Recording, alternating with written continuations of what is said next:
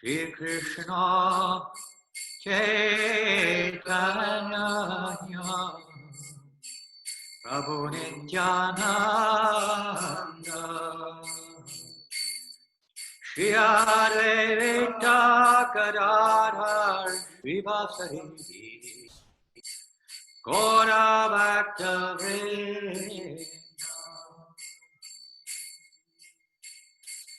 Hare Krishna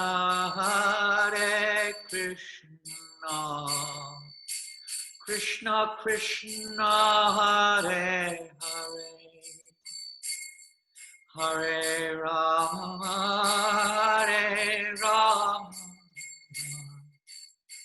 Rama Rama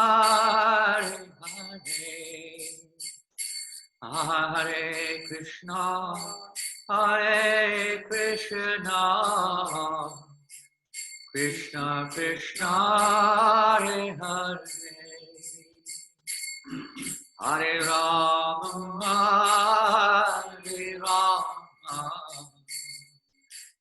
Rama Rama Hare Hare Hare Krishna Krishna Krishna Hare Hare Hare Rama Rama Rama Hare Hare Oranga Hare Krishna Krishna Krishna Hare Hare Hare Rama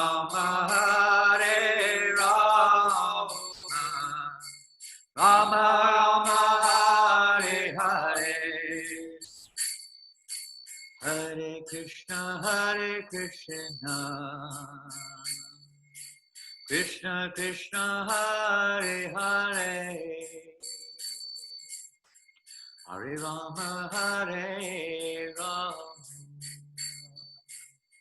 Rama Rama Hare Hare Hare Krishna Krishna Krishna Hare Hare Hare Rama Rama Rama Hare Hare Hare Krishna Krishna Krishna Hare Hare Hare Rama Rama Rama Hare Hare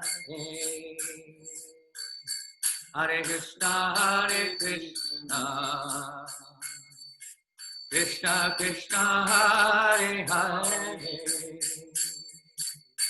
Hare Rama Rama Rama Hare Hare Hare Krishna Krishna Krishna Hare Hare Hare Rama Rama Rama Hare Hare Hare Krishna Krishna Krishna Hare Hare Hare Rama Rama Rama Hare Hare Hare Krishna Krishna Krishna Hare Hare Rama Rama Rama Hare Hare Krishna Krishna Hare Hare Hare Rama Hare Krishna Krishna Krishna Hare Hare Hare Rama Rama Rama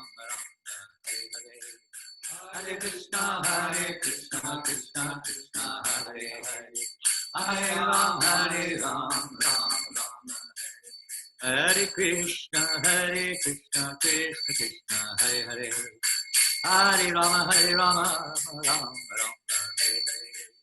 Hare Krishna, Krishna Krishna, Hare Hare, Hare Ram, Ram Ram. Hare Krishna, Krishna Krishna, Hare Hare, Hare Ram, Ram Ram, Hare Hare. Hare Krishna, Krishna Krishna, Hare Hare, Hare Ram, Ram Ram. Krishna, Krishna Krishna, Hare Hare, Hare Rama, Rama Rama, Hare Hare. Hare Krishna, Krishna Krishna, Hare Hare, Hare Ram, Rama. Hare Krishna, Krishna Krishna, Hare Hare, Hare Rama, Rama Rama, Hare Hare. Hare Krishna, Krishna Krishna, Hare Hare, Hare Ram, Hare Krishna, Krishna Krishna, Hare Hare, Hare Rama, Rama Rama, Hare Hare. Hare Krishna, Krishna Krishna, Hare Hare, Hare Rama, Rama Rama. Hare Krishna, Krishna Krishna, Hare Hare, Hare Rama, Rama Rama, Hare Hare. Hare Krishna, Krishna Krishna, Hare Hare, Hare Rama, Rama Rama, Hare Hare. Hare Krishna, Krishna Krishna, Hare Hare, Hare Rama, Rama Rama, Hare Hare. Hare Krishna, Krishna Krishna, Hare Hare. Gauranga, Hare Rama, Rama Rama, Hare Hare. Hare Krishna, Krishna Krishna, Hare Hare, Hare Rama, Rama Hare Hare. Krishna, Hare Hare, Hare Krishna, Krishna Krishna, Hare Hare, Hare Rama, Rama Hare Hare. Krishna, Hare Hare, Hare Rama, Rama Hare Krishna, Krishna Krishna, Hare Hare, Hare Rama, Rama Hare Hare. Hare Krishna, Krishna Hare Hare, Hare Rama, Rama Hare Krishna, Krishna Krishna, Hare Hare, Hare Rama, Rama Rama, Hare Hare. Hare Krishna, Krishna Krishna, Hare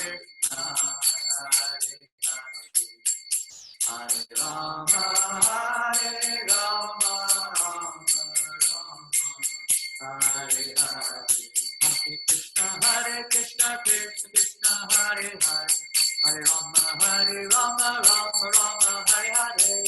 Hare Krishna, Krishna Krishna, Hare Hare, Hare Rama, Rama Rama, Hare Krishna, Krishna Krishna, Hare Hare, Hare Rama, Rama Rama, Hare Hare.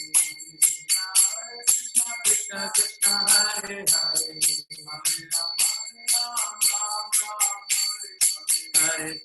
Hare Krishna, Krishna Krishna, Hare Hare, Hare Rama, Rama Rama, Hare Hare.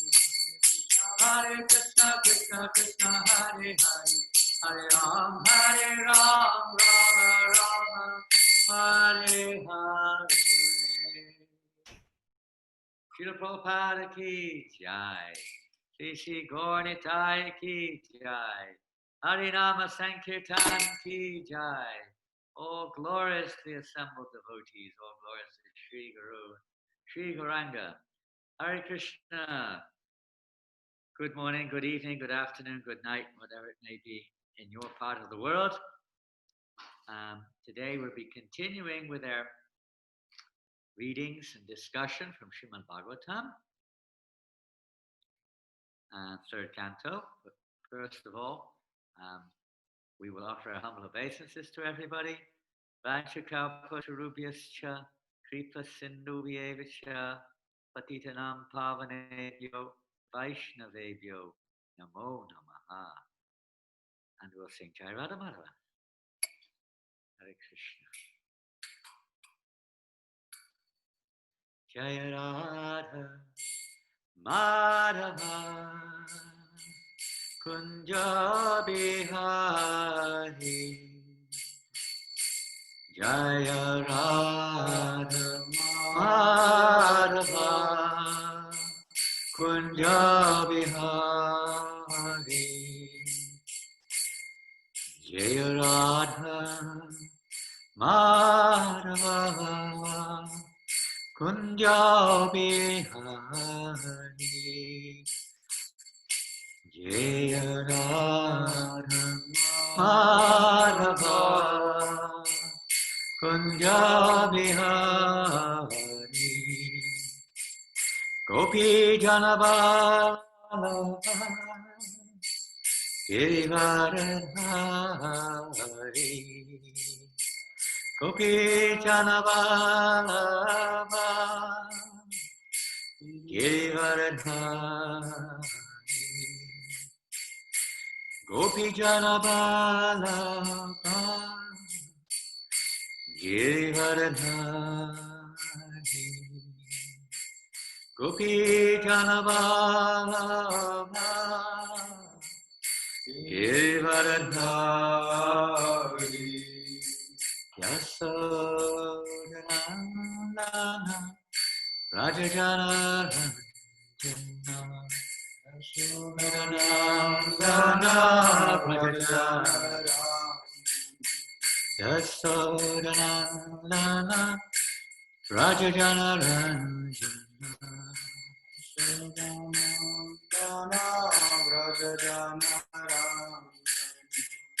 Yasodhanandana, Rajajanarajana, Yasodhanandana, Rajajanarajana, Yamuna Tira Vanachari, Yamuna Tira Vanachari, Yamuna Tira Vanachari, Yamuna Tira Vanachari. Jaya Radha Madhava, Kunja Bihari. Radha Madhava, Kunja Bihari. Jaya Radha Madhava, Kunja Bihari. Jaya Radha Madhava, Kunja Bihari. Jaya Radha Madhava, Kunja Bihari.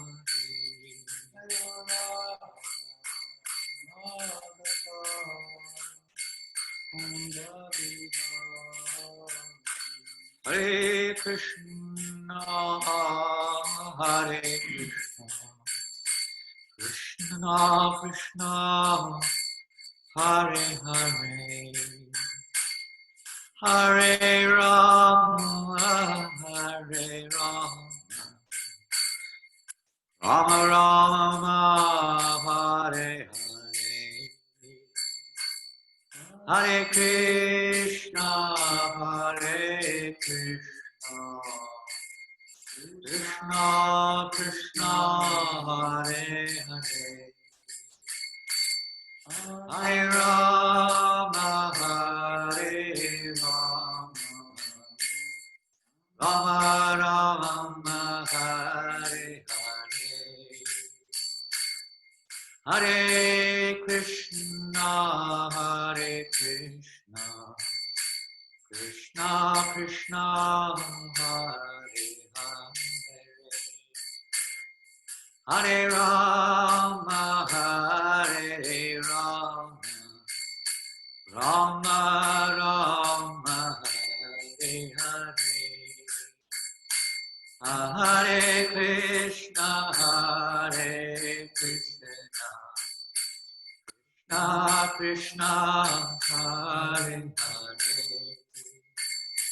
Hare Hare Rama Hare Rama Rama Rama Hare Hare Hare Krishna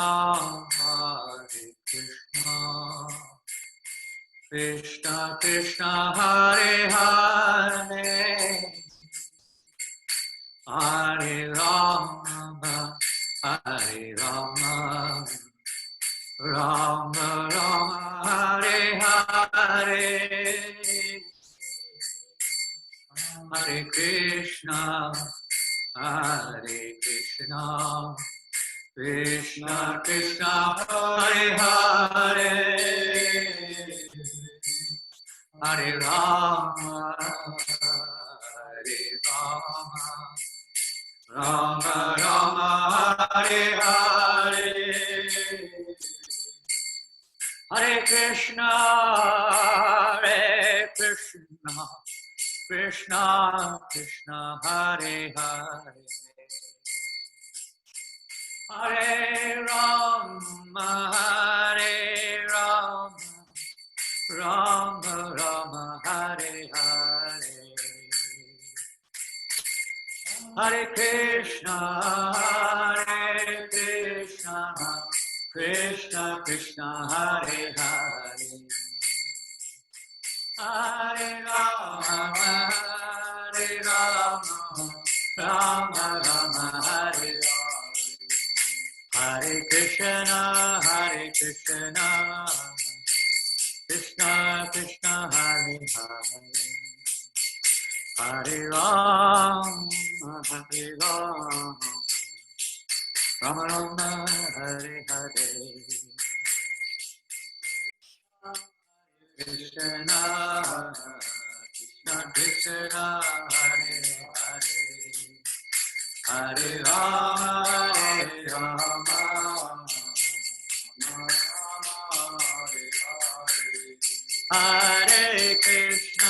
Hare Krishna Krishna Krishna Hare Hare Hare Rama Rama Rama Hare Hare Hare Krishna Krishna Krishna Hare Hare Hare Rama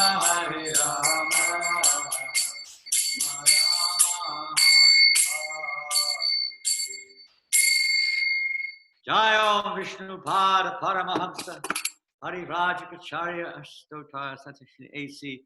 Bhaktivedanta Swami Prabhupada Ki Ananta Kota Vaishnavinda Ki Namacharya Shri Harirasa Thakur Ki Prem Se Gaho Sri Krishna Chaitanya Prabhu Nityananda Shri Advaita Gadadhar Shri Vasadi Gaura Bhaktivinoda Ki Shri Radha Krishna Gopa Gopinath Shamakunda Radhakunda Giri Govardhan Ki Shri Vrindavan Dham Ki Shri Mayapur Dham Ki Jagannath Puri Dham Ki Gangamaya Ki Yamuna Maya Ki Tulasi Deva Ki Bhakti Deva Ki Samadeva Bhaktivinda Ki Lord Chaitanya's Harinama Sankirtan Ki Brihat Madanga Ki Shri Prabhupada Ki Shri Gaurnitai Ki Shri Shyamananda Prabhu ki, Agor Premanandi, all glorious to the assembled devotees, all glorious to Shri Guru and Grand Goswami Baba, Ma Om Vishnu Padaya Krishna Prasthaya Bhutale, Srimate Bhaktivedanta Swami Namane, Namaste Saraswate Devi, Gauravani Picharine, Nirvasesha Sanyavari Pastachari Shata. Om Namo Bhagavate Vasudevaya.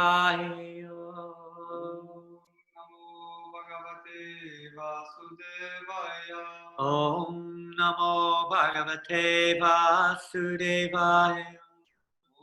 Namo Bhagavate Vasudevaya. Om Namo Bhagavate Vasudevaya. Om Namo Bhagavate Vasudevaya.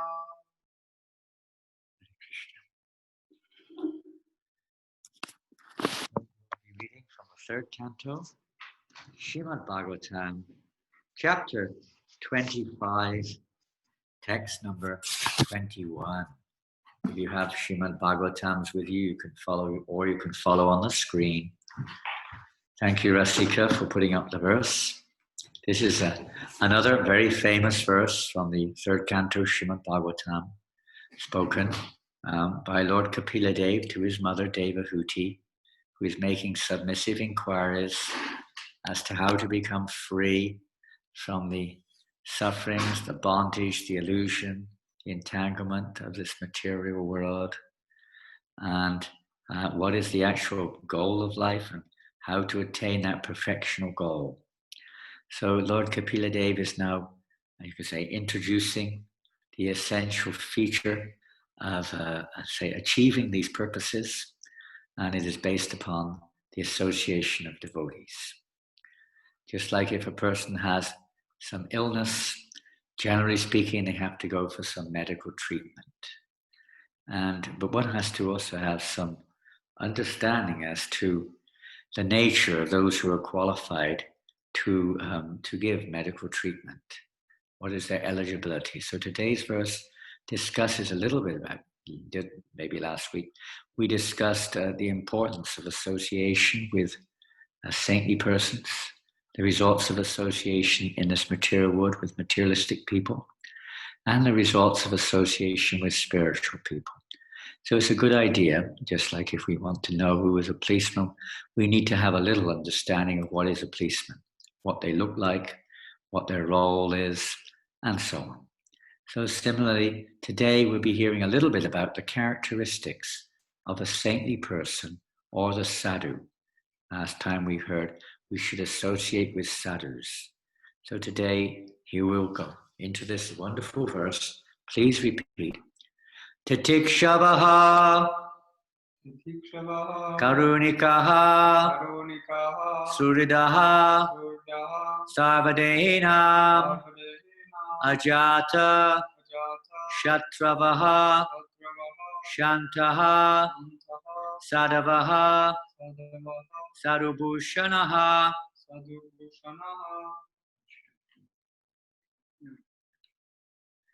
Titikshava Karunika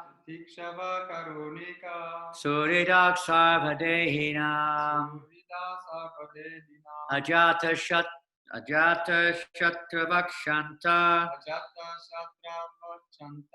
Sadavak Sarubhushanaha Titikshava Karunika Suridak Sarvadehinam Ajata Shatravakshanta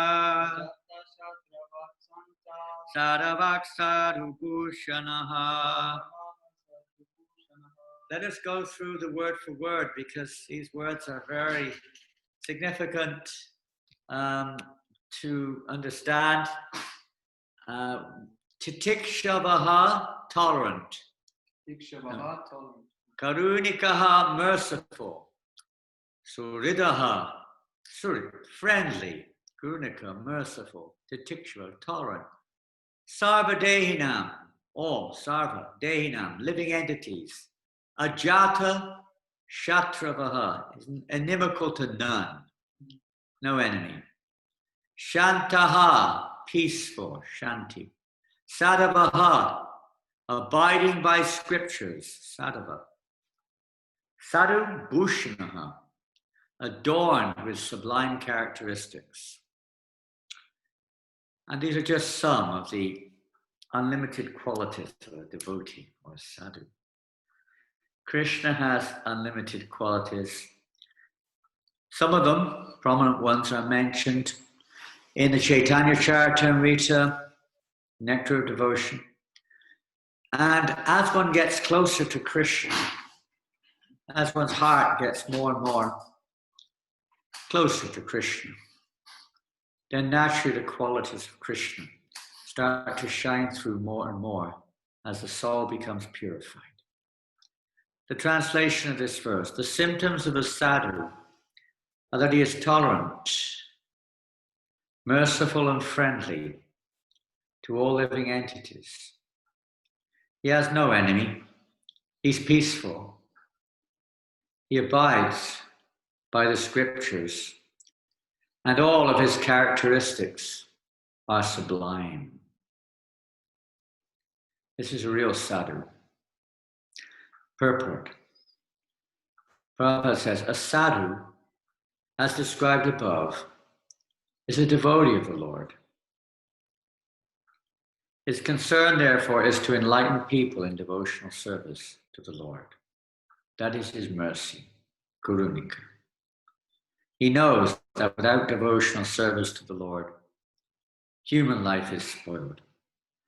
Therefore, the sadhu, as we could say, is the real friend of all.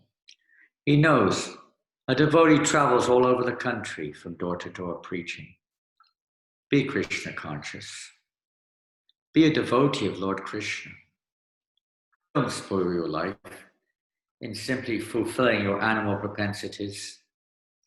Human life is meant for self-realization or Krishna consciousness. These are the preachings of a sadhu.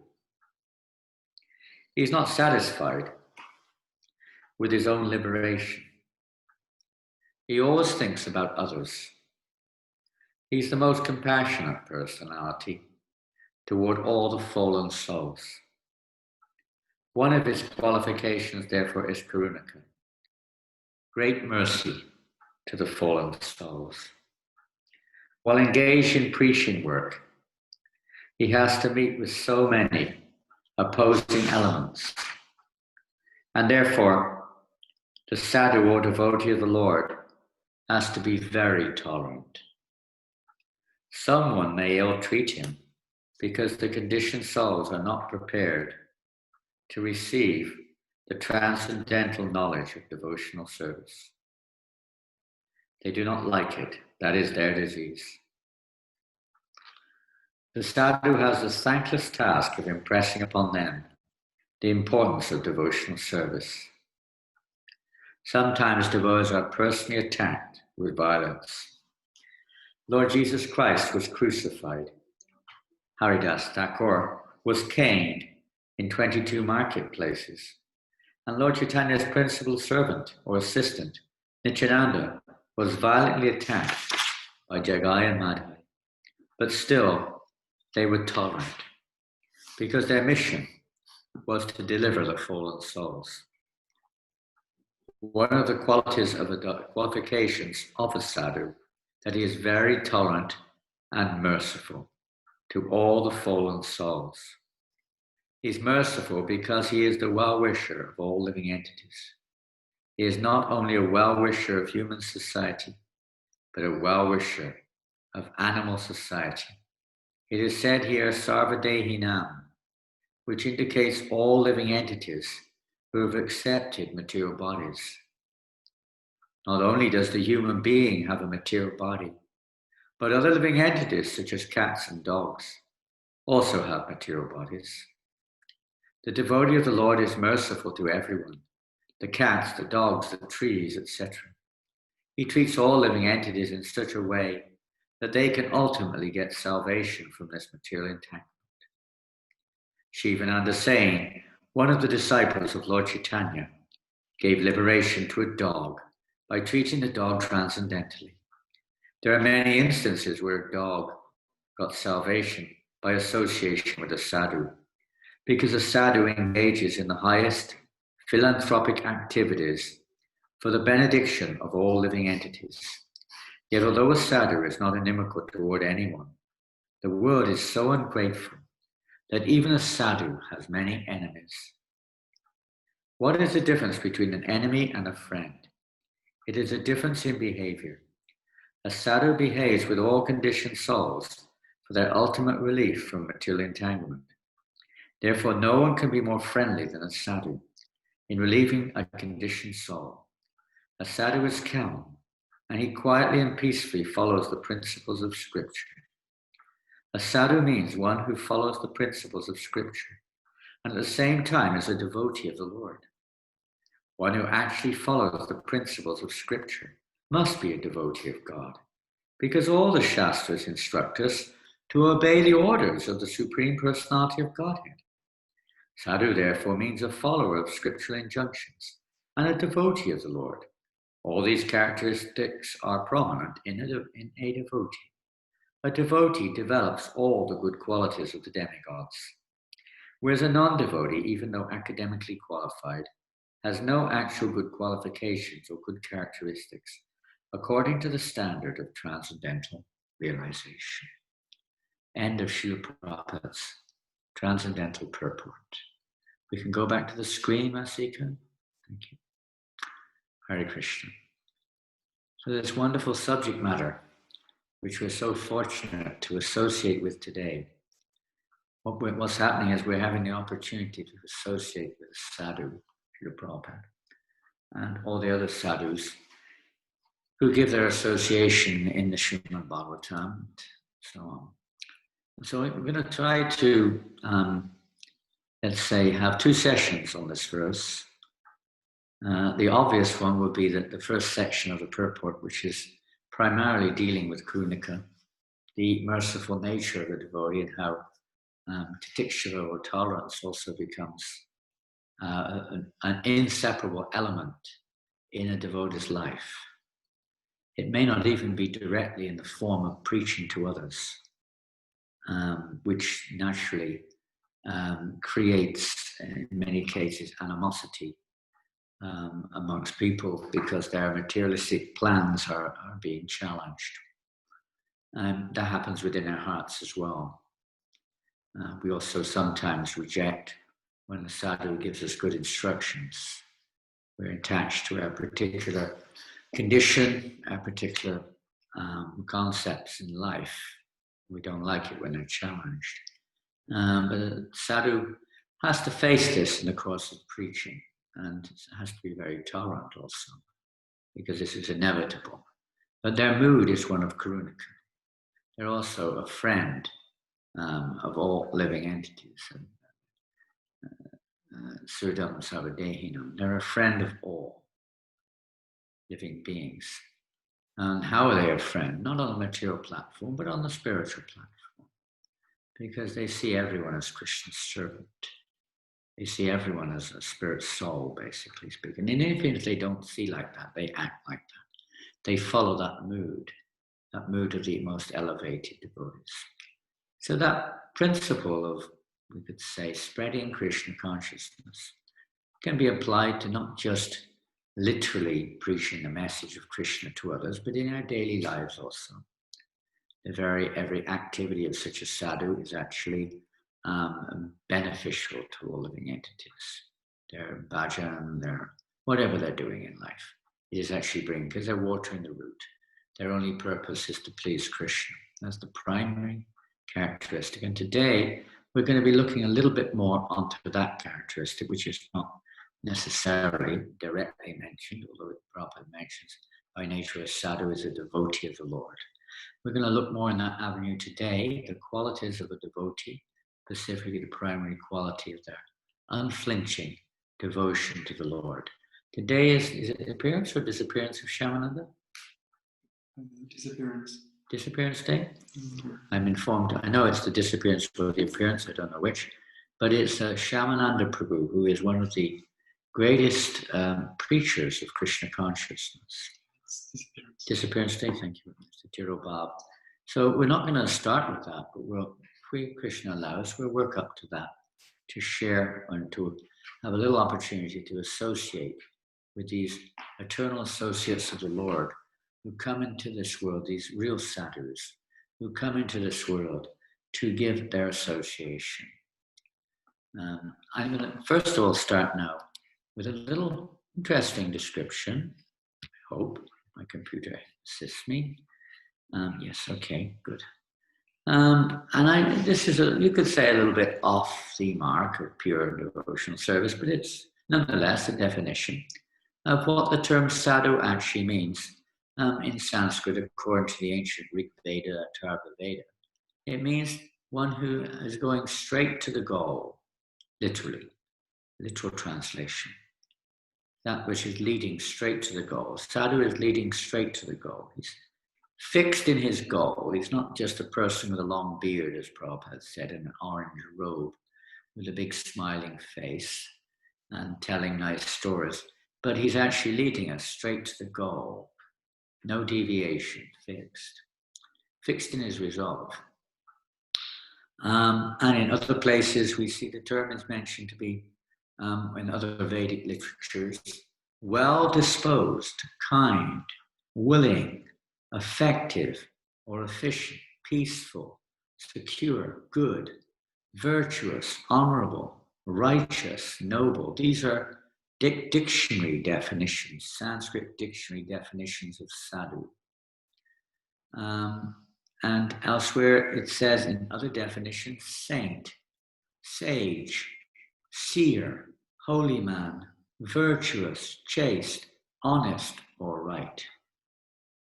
Prabhupada generally uses the term actually, a good man, and for females, at least in Sanskrit, the word is there, sadvi, which means good woman.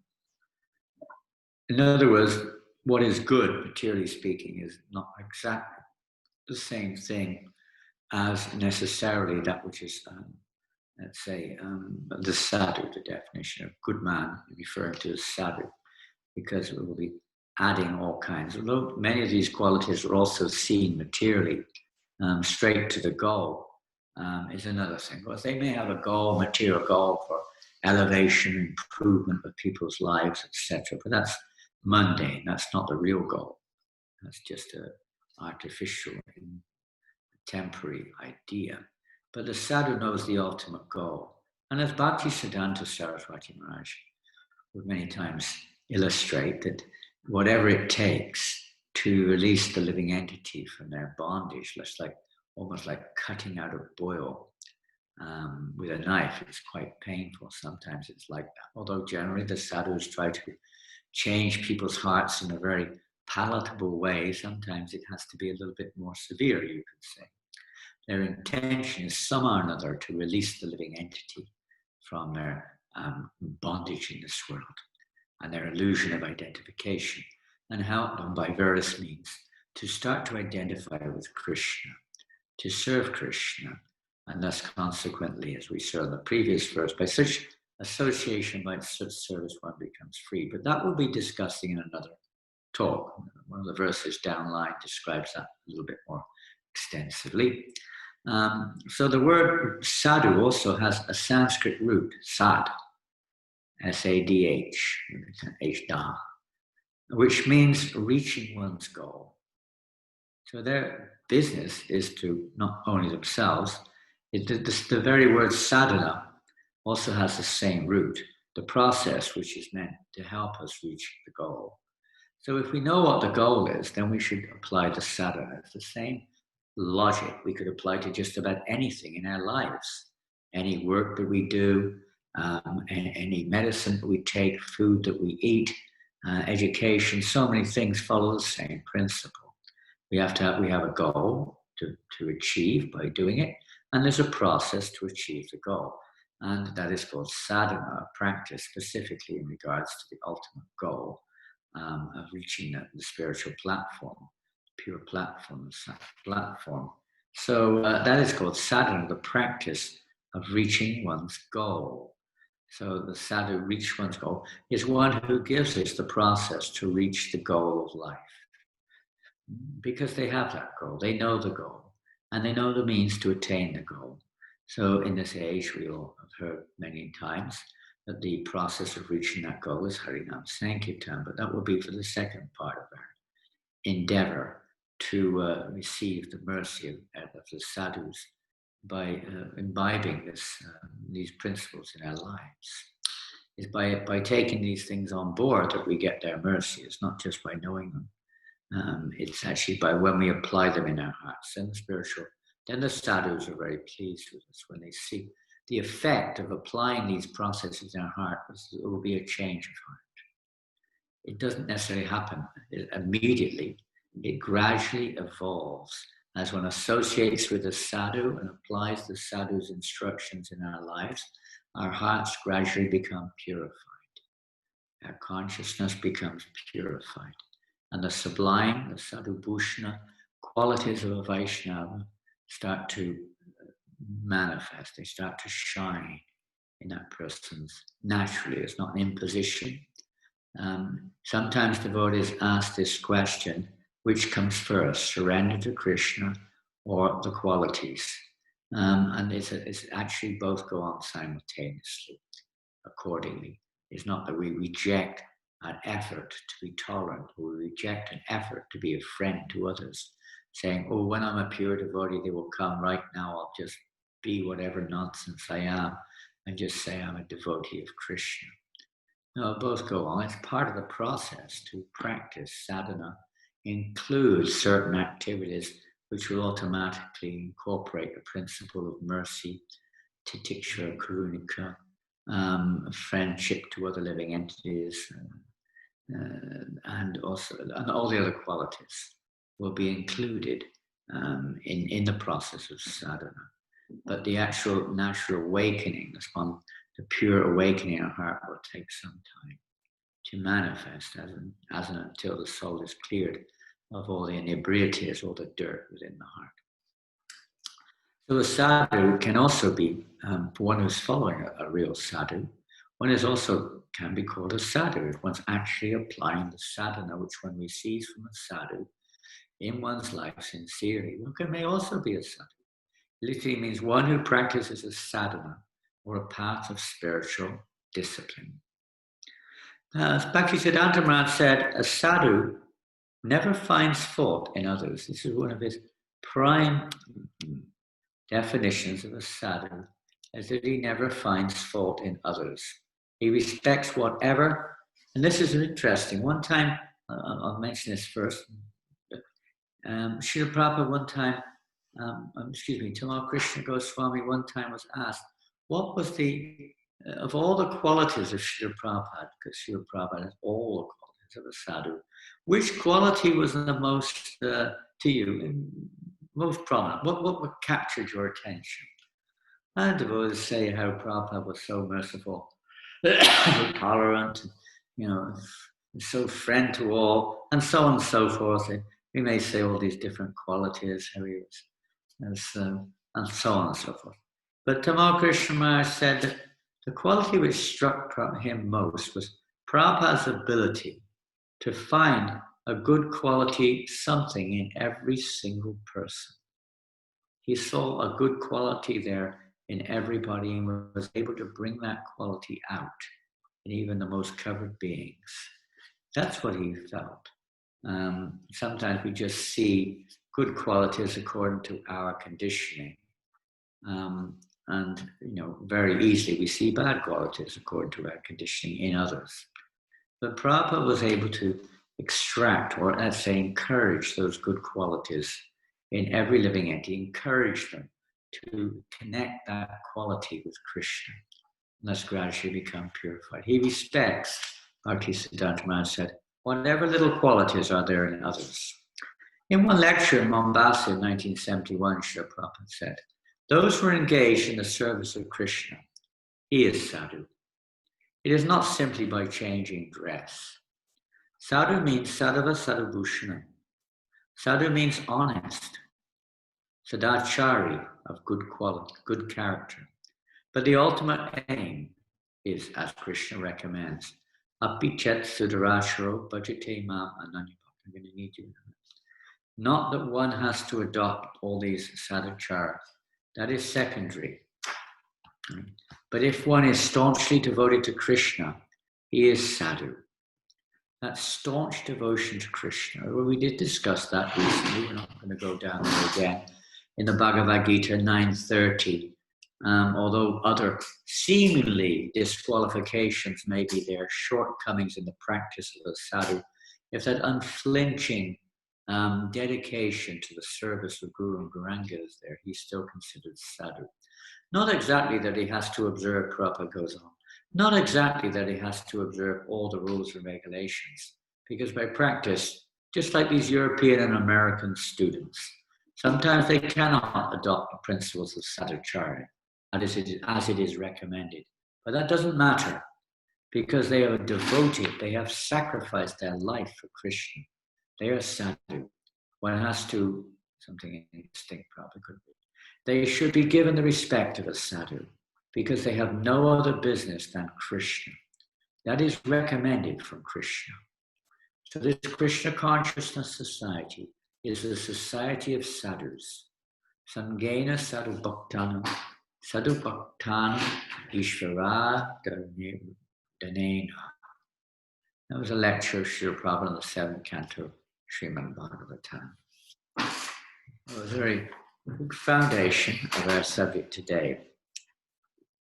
We're just going to refer now to a verse which Prabhupada, or go to a verse which Prabhupada referred to in purport. Right at the end there, he described how all the good qualities of the sadhus or suras develop in one who has taken shelter of a sadhu or is engaged in devotional service. Now, some of you may be familiar with this verse. It's from the 5th canto, 18th chapter, text number 12. And in fact, we would have gone on to this the other day. It would have been the next verse, maybe a month ago, that we would have covered, but it's being covered today. And this is a verse spoken by the residents of Harivarsh, Maharaj, and the other residents in their worship of Lord Hari, or Lord Nrsingadev. Yasyasti bhaktir bhagavata kinchana sarvaganais tattva samasata sura hara bhaktasya kato mahatguna manovatena sati davato vehi. And the translation to this verse is, all the demigods and their exalted qualities such as religion, knowledge, and renunciation become manifested in the body of one who has developed unalloyed devotion for the Supreme Personality of Godhead, Vasudeva. On the other hand, a person devoid of devotional service and engaged in material activities has no good qualities. Even if he is adept at the practice of mystic yoga or the honest endeavor of maintaining his family and relatives, he must be driven by his own mental speculations and must engage in the service of the Lord's external energy. How can there be any good qualities in such a man?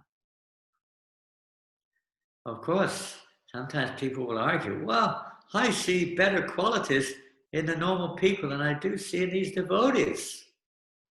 The so-called devotees. Sometimes people say like that. And sometimes we would say like that, because we're still seeing qualities of a material nature, material qualities within the modes of nature. What are the use, in one translation to this verse, Prabhupada says, even if they appear to have good qualities, at least from a material perspective, what's the use of those qualities? What is the use? It doesn't help anyone get free from suffering, ultimately. It doesn't awaken anyone's Krishna consciousness, just having materially good qualities. Even if one's very austere, even if one is practicing all the various, even following the Vedas, if it doesn't lead to devotion to Krishna, what's the use? What's the use of those qualities? If no money, it's like having money, but there's nothing to, what's the use of it if you don't use it? If you can't purchase anything with it, it has no value. It's just a mental, on the mental plane, as this verse says. One's simply hovering on the mental plane. So people think that they're getting some benefit out of utilizing all these things, but ultimately there's no real benefit. It's just moving around in the samsara cycle, or most gaining liberation. But what's the ultimate use of that if it doesn't have a loving relationship with Krishna, at least from the Vaishnava's point of view. It's a waste of time. Simply a waste of time. In the purport of that verse which we just heard, Yasyasti Bhaktir Bhagavata Kinchana Vanai Savatattva there's at the end of the purport, I don't know which way Rasikananda Prabhu got it, but we have, Prabhupada mentions 26 qualities of the Vaishnava. Can we show that? 26 qualities, Rasika? The 26 qualities of the Vaishnava. You do have it, I know. And here they are. Oh, that's a nice picture of Srila Prabhupada. Can everyone see the pictures? These pictures of Srila Prabhupada are very unique. They're pictures of Prabhupada in Bhaktivedanta manner, especially the one on the right. Here's Prabhupada, how he's so kind. This little girl was a daughter of Svati, one wonderful devotee. No, not Svati, his daughter. Anyway, she's one of the little girls there at Bhaktivedanta manner. And Prabhupada would play with the children on the lawn there. And very sweet pastime. So this is the 26 qualities there of a sadhu, or no, of a devotee. 26 qualities of a devotee. When we first came to the temple, these 26 qualities will be pasted on almost every door to remind us. It helps us when we remember how a devotee is supposed to behave. It helps us to control our senses. We may not naturally have these qualities, but if we know what they are, we can sometimes apply them in our lives in a way that will actually help us as part of our sadhana. Part of our sadhana. So we used to have this, and it's one of my main memories when first day I stayed in the temple, when I was sitting in the toilet, there they were on the wall. When you're taking a shower, there they were on the wall. And they're on almost every door. He is very kind to everyone. He does not make anyone his enemy. He is truthful. He is equal to everyone. No one can find any fault in him. He is magnanimous. He is mild. He is always clean. He is without possessions. He works for everyone's benefit. He is very peaceful. He is always surrendered to Krishna. He has no material desires. He is very meek.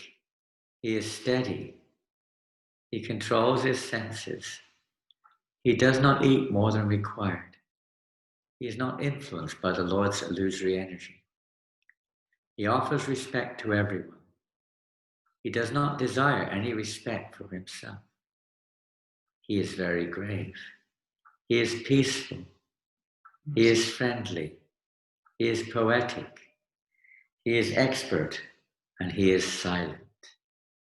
These are the 26 qualities of a devotee given. This is from Chaitanya Charitamrita, originally by Krishnadas Kaviraj Goswami. He lists these 26 qualities of a devotee.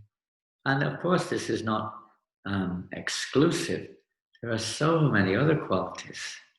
They're unlimited, practically speaking.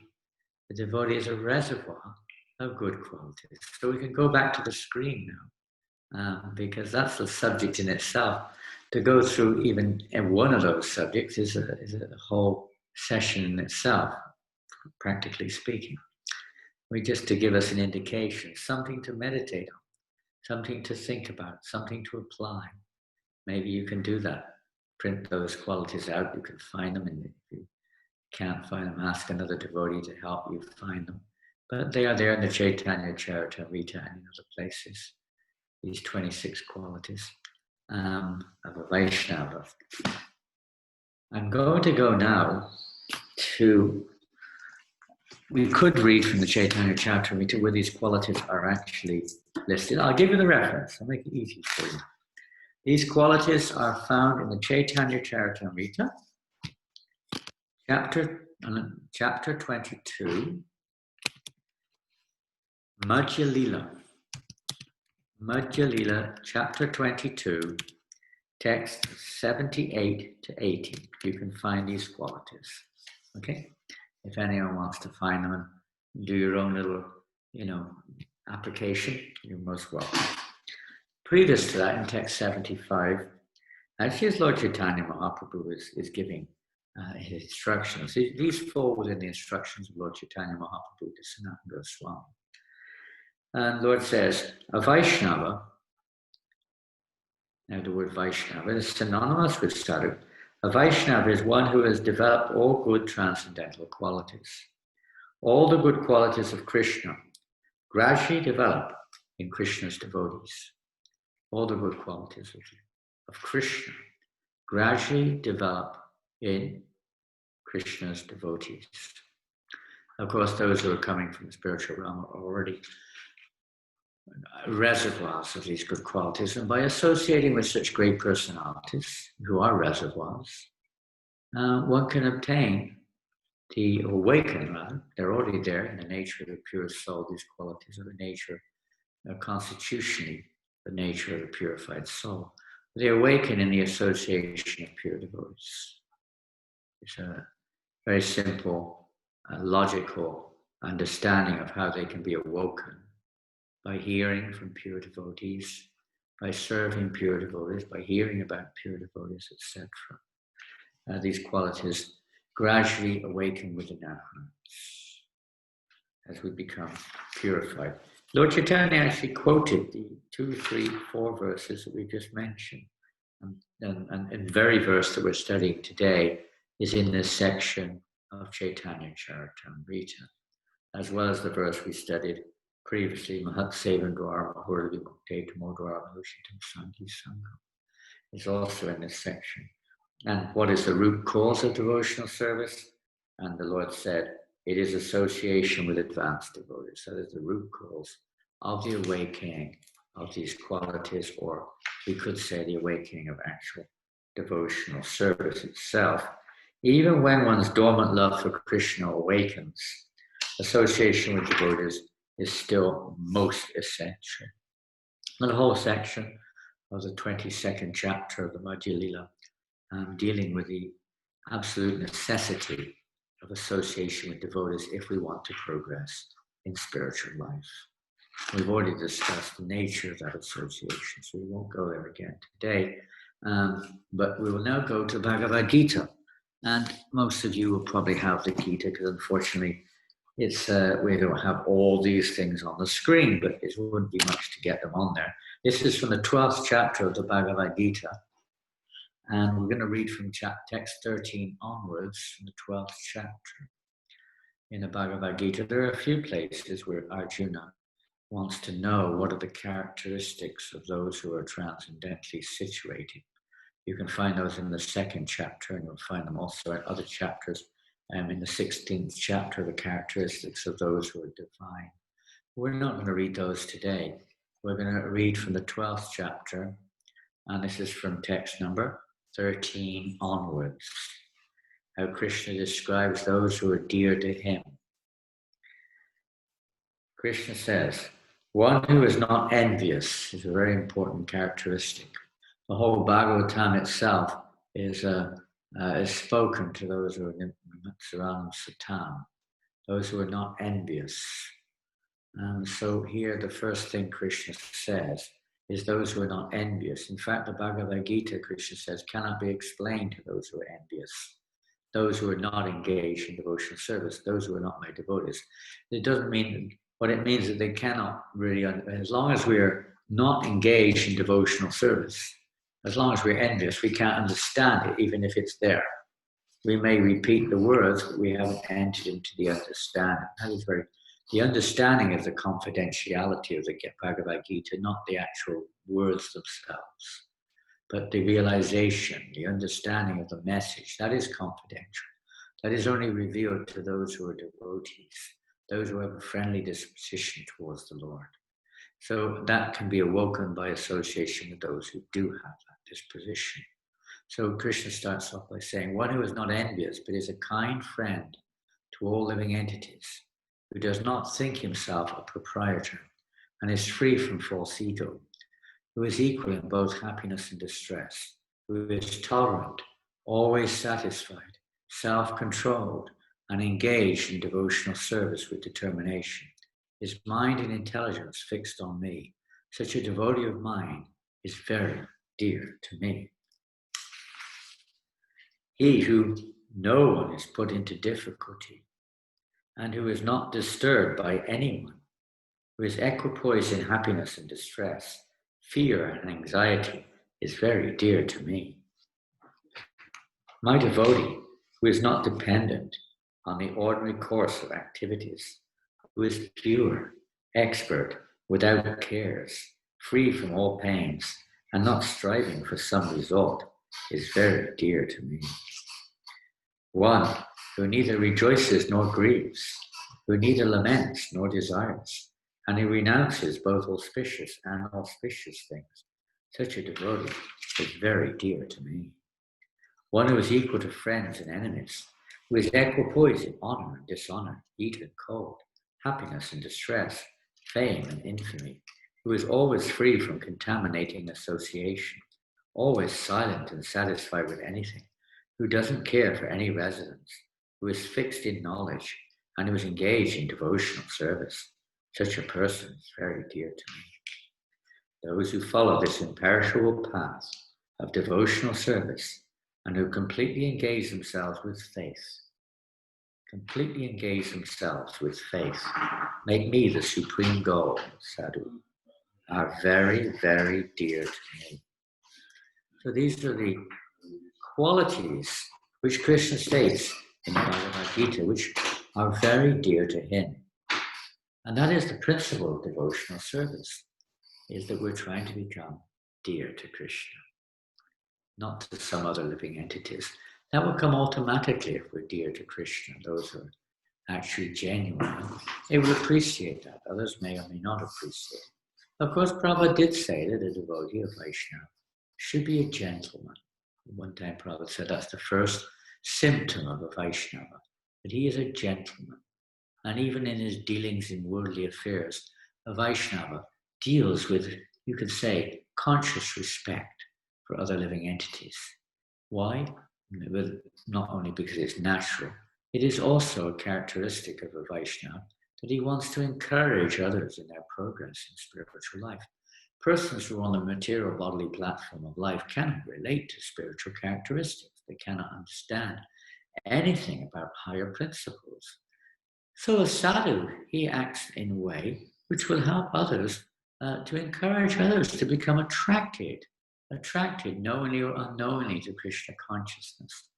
By, even if it seems to be mundane, the sadhu's business is just like Sanatana Goswami. He would go around in Vrindavan and he would discuss with other householders, how are you? How is your family? How is your business? He would encourage them, and then he would give some spiritual inspirations. Then he would relate to them in a way which they could catch, and then they would become attracted. The behavior of a devotee. When Lord Chaitanya Mahaprabhu was in Mathura, at one time on his way to, just before he entered Vrindavan, he stayed at the house of one Brahmin there, who was so ecstatic in the association with Chaitanya Mahaprabhu. Lord Chaitanya was astonished. Why, how is this Brahmin so ecstatic? He's manifesting symptoms of love of God. Where have you got this? And the Brahmin explained that previously he had the association of Madhavendra Puri. And of course, Lord Chaitanya immediately understood where from those ecstatic symptoms were manifesting, because he had the association of the divine form of Madhavendra Puri. Lord Chaitanya then explained, quoting Madhavendra Puri, that religious principles were established by the behavior of the devotee. Whatever they are, just like we see Prabhupada mentioned Jesus Christ in the purport today. At different time and circumstances, he revealed what was acceptable, what was appropriate to the people he was preaching to. It may not be appropriate in a different situation. People may be in a less or higher form of state of consciousness, but for the people he was preaching to, consequently many people in Kali Yuga, his teachings are relevant, and if people follow them, they're following a sadhu, they can gradually become purified, but we have to follow the teaching, otherwise it won't work. sadhana. So the great devotees, they do like that, according to what will help people to come to Krishna consciousness. Now we're going to go in a slightly, let's say, personalized form now, because today is the Tirobhava of Shyamananda Prabhu. So I thought I would try to share a little bit, whatever Krishna reveals within or reminds us within our hearts. It's not a revelation, it's just a reminding. Krishna is in the heart of all living entities, giving knowledge, remembrance, forgetfulness. Whatever he wants, it's up to him. And I hope I don't speculate too much, because there are different versions of the devotees' lives. You know, because some of them are very esoteric; they're not visible to normal eyes. Some of the esoteric aspects, particularly, there are different angles or different, let's say, accounts of those esoteric aspects, but the principle remains the same, and the externals are in unison. So anyway, Shyamananda Prabhu. We're not talking about one of our members who may well be online right now. We're talking about this great devotee who appears in this world, maybe it's described in the biography anyway, approximately a year after Lord Chaitanya Mahaprabhu's departure. So he never had the physical direct association of Lord Chaitanya Mahaprabhu, but he had the association of some of Lord Chaitanya's associates, many of them. So he appeared in what is now Orissa, which I think at that time was part of Bengal, but at that time it was but now it's part of Orissa area, Odia. So he appeared there in a family of devotees of Krishna. And as a child, he automatically showed symptoms of devotion. He was only interested in devotional subject matters. The eternal Lord, he's one of the manjaris, Kanaka Manjari in the spiritual world, who appears in this world to fulfill the Lord's desires, to help others to become Krishna conscious, etc. And he was always eager for spiritual life. He was a genius, child prodigy, they say. You know, he was everything he did was, you know, very extra. So then, at a certain point of time, his father wanted him to be initiated by a Vaishnava. And young Shyamananda, that actually he wasn't called Shyamananda then. It so happened that his parents had many children, but all the children had died, and they were very sad. So when Shyamananda was born, he was a young baby then, they were so sad they gave him the name Dukeya. They gave him the name, you know, they were so sad. They gave him a name which means basically sad. Dukkha, suffering or sadness, not the kind of name he would normally give, but he got that name. So when at a certain time when his parents wanted him to be initiated, he said, I know who my spiritual master is, and I will go there. He knew exactly who his spiritual master was. He said, my spiritual master's name is Hridaya Chaitanya, and he lives in Ambika Kalam, and I will only accept initiation from him. He never met him, but he already knew who his spiritual guru was. So they said, how will you take initiation from him? He lives a long way away. There were no trains and planes in those days. They said, I will go there. Many people are going to Navadvip for pilgrimage. It's on the way. I will go there. So he set off. He actually, a young man, teenager maybe, set off on the way towards Ambika Kalam. When he reached Ambika Kalam, he went to the temple. There, the temple there, Gauridas Pandit, he was still alive at the time, and Gauridas Pandit was the spiritual master of Hridaya Chaitanya. And he approached the temple on the outside of the temple, paid his obeisances there, and as he's paying his obeisances, one saintly person comes by, and it happens to be Hridaya Chaitanya. And immediately, Dukiya immediately recognized this is my guru and fell down at his feet, begging for his shelter. And Hridaya Chaitanya said, I knew within someone was coming today, and I will have to give you shelter. So immediately he took shelter of Hridaya Chaitanya and became his disciple, even though Gauridas Pandit was still present on the planet. One example. So then he stayed there under the shelter of Hridaya Chaitanya, relishing the association here in Krishna Kirtan, etc., etc. So Vitai Chaitanya was so inspired and impressed by this new disciple. He gave him the name Dukhi Krishnadas. He kept the name Dukhi, but he added Krishnadas there, so he's now Dukhi Krishnadas. And the Vaishnavas, there were messages going back and forth between Bengal and Vrindavan, and all the Vaishnavas knew that Jiva Goswami was now the head of the Vaishnavas in Vrindavan, because the other Goswamis had passed, moved away, they'd left the world. So Jiva Goswami was very young compared to the other Goswamis. And now he was the head of the Gaudiya Vaishnavas there. He was also known as the greatest scholar. And Prabhupada also described him as the greatest philosopher who ever lived. So Vitai Chaitanya thought it was a good idea to send his prime disciple to take guidance and teaching from Jiva Goswami. So he sent him to Vrindavan, having obtained permission from Jiva, and asking Jiva to please return him back as soon as whatever education is finished. So consequently, he went to Vrindavan and took shelter under Jiva Goswami as Jiva Goswami's Siksha disciple.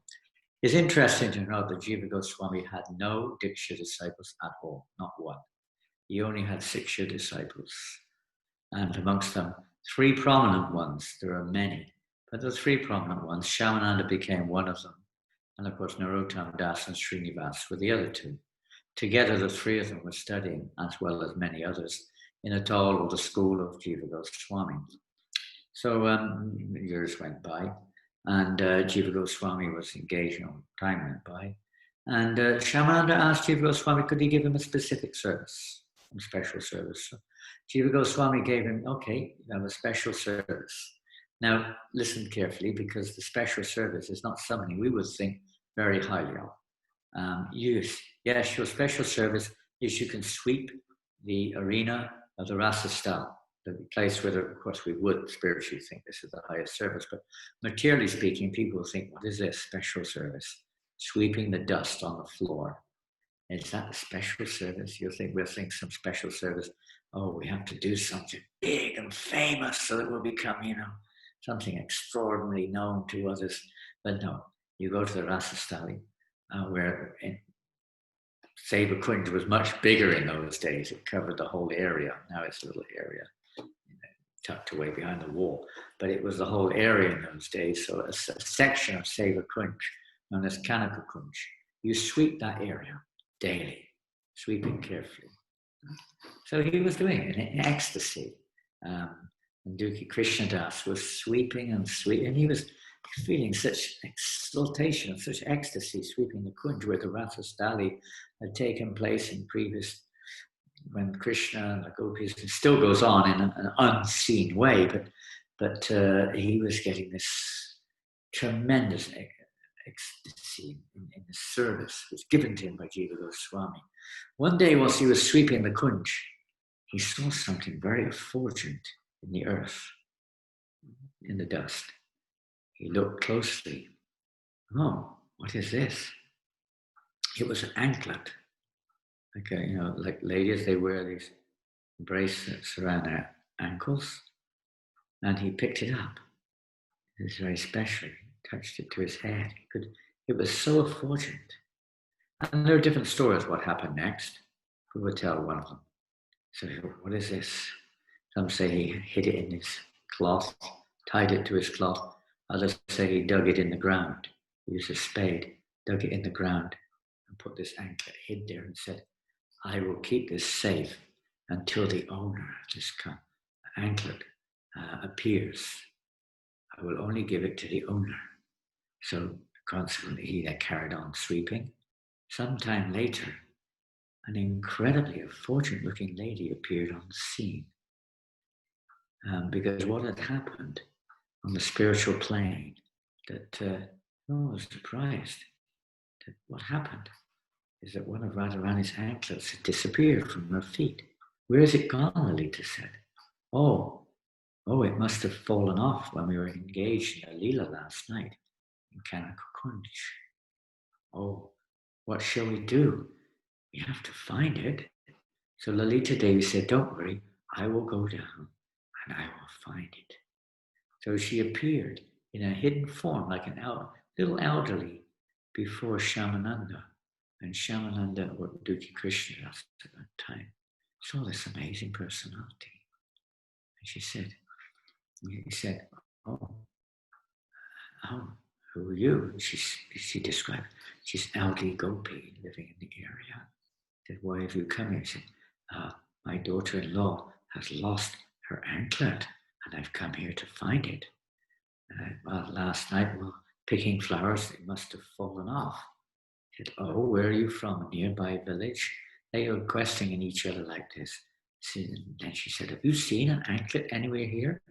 And he said, indeed, I have. Please, will you give it to me so I can return it to my daughter-in-law? No, I will only give it to the owner, Dukhi said. And there are different stories here, whatever it is, we'll jump through that one. But she said, all right then. And in this particular story, it goes that she called. But first of all, if you want to see the owner, you cannot see the owner in this body. She quickly transported him to Radhakund, and he bathed in Radhakund and assumed a female form in his eternal form, Kanaka Manjari. And suddenly he saw himself in the presence of Srimati Radharani, the owner of the anklet. And then Radharani was very pleased with him. He was swooning in ecstatic submission and love. And she was so pleased with Dukhi Krishna Das that she initiated. Some say Lalita, some stories say Radharani. But somehow or another, he was there and then initiated into his spiritual form as Kanaka Manjari, and she took that very anklet and placed it on his forehead, and suddenly the normal Vaishnava tilak of Gaudiyas became a different tilak. It's called a Shyamanandi tilak, kind of more thicker and redder, going up his forehead. He said, this is now a permanent mark of your surrender, your devotion, your love. And she also gave him a name. Your name is Shyamananda. And then he returned to external consciousness in the groves of Vrindavan. Returning to his Siksha Guru, Jiva Goswami was astonished to see this new tilak on his forehead. Shyamananda, who is now known as Shyamananda, explained the whole story, and Jiva Goswami said, don't tell it to anyone else, but from now on your name is Shyamananda. Your name is Shyamananda. So news of this, of course, spreads. The news went to Ambika Khan, and there Hridaya Chaitanya got this message that your disciple now has a new name and is wearing new tilak. Hridaya Chaitanya was a little taken back. What is this? I sent him to Jiva Goswami. Has he given him a new name? Has he reinitiated him? He sent a message. The message came back saying, no, that's not a fact, Jiva said. I have not initiated him. Then how is it possible? And the message came back from Shyamananda. This is all by your mercy. Hridaya said, I have not. What mercy is he talking about? He said, in the message said, in a dream, this was revealed to me. What is this nonsense? Dreams? We don't believe in dreams. I have no recollection of appearing before Dukhi Krishnadas in a dream and giving him new tilak and a new name. What nonsense is this? And he called all monks from Ambika Khan and said, look, we have to go there and sort this out. This is a serious deviation from Vaishnava behavior. This has to be settled. So they all marched off to Vrindavan, and with the intention of getting to the root of this. What is my disciple or Jiva Goswami? Something going wrong here.